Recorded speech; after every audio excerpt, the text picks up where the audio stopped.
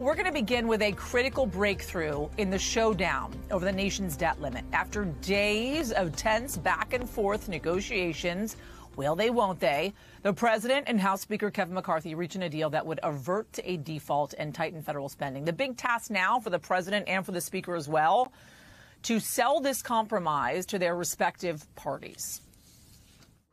The agreement also represents a compromise, which means no one got everything they want. But that's the responsibility of governing. And this is a deal is good news for, I believe, you'll see, for the American people. So it's not 100% what everybody wants, but when you look, the country is going to be stronger. This is going to be transformational, where our Congress is literally going to vote to spend less money this year than we spent last year. So the plan is going to suspend the debt ceiling until 2025. It's going to increase spending on defense and veterans health care while holding non-defense spending fairly flat. It's also going to claw back $30 billion in unspent COVID funds and cut $20 billion from expanded funding for the IRS. It's going to expand the age, though, at which adults would be required to work to receive food stamps. Right now it's 49, going to expand to 54. With us to start our coverage off this hour, NBC News Capitol Hill correspondent Julie Tsirkin for us and NBC News White House correspondent Allie Raffa as well. You two have been following this thing for the last couple of days. You've got the inside take on it all. Julie, let me just start with you on this one. And I think the overarching question, which everyone wants to know, is, does McCarthy and Hakeem Jeffries actually have the votes to get this thing over the finish line in the House? Well, they say they do. Happy Memorial, Yasmin, and to our viewers, of course. But the real work now begins. They're going to be working the phones. The president, Speaker McCarthy, the president's team already scheduling many meetings, we were told, not just yesterday with House Democrats, but topical meetings in the days before the vote, which we expect to take place sometime after markets close on Wednesday night. Now, on the flip side, you had Speaker McCarthy not only talking to his members, some of those conservatives in the House Freedom Caucus, trying to get them on board for this deal once they release that bill text, but also briefing Senate Republicans, many of whom are already embracing this deal after being a little bit cautious about it since that text has been released. You heard McCarthy and Biden say that neither side got exactly what they wanted. And we asked the speaker yesterday during that press conference that you see on your screen there how he's going to keep his conference together, how many members he can afford to lose. He said that this bill will cut spending, and that is why it's historic. On the flip side, the president said he didn't negotiate over the debt ceiling. He negotiated over the budget. But we'll see if Democrats, namely progressives, led by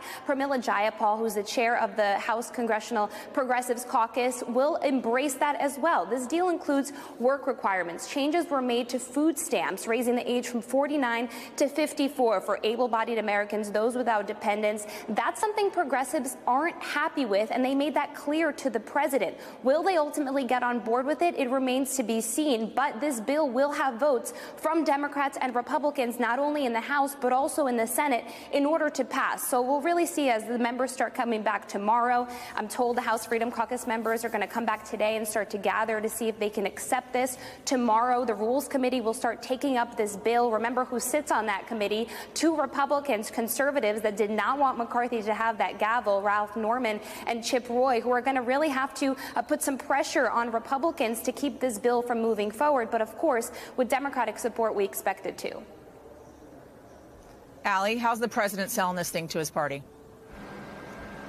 Yeah, Yasmin, well, this is where messaging comes into play, and we know that could be the most difficult part of this process. You heard Julie talk about the spinning and selling of this deal already starting. It started even before this deal was officially agreed to yesterday between the president and Speaker McCarthy. And so White House officials are saying, look, at the end of the day, the president may have said he didn't want to negotiate on the debt ceiling, and obviously this deal is the result of negotiations, but they're making the argument that that was needed, that there was no other option, that the president put his pride aside and was able to get this done for the American people, not just for the U.S. economy, but for the global economy. And to Julie's point on Congresswoman Pramila Jayapal, who said yesterday that the White House should be worried about getting enough progressive support for this deal.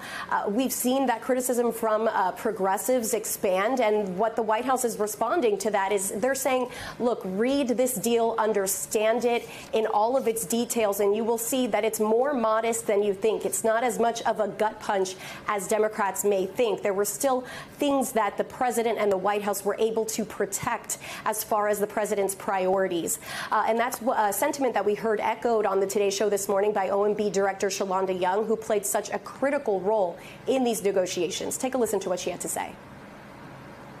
And on balance, this deal strikes a responsible tone. Deal with the debt ceiling.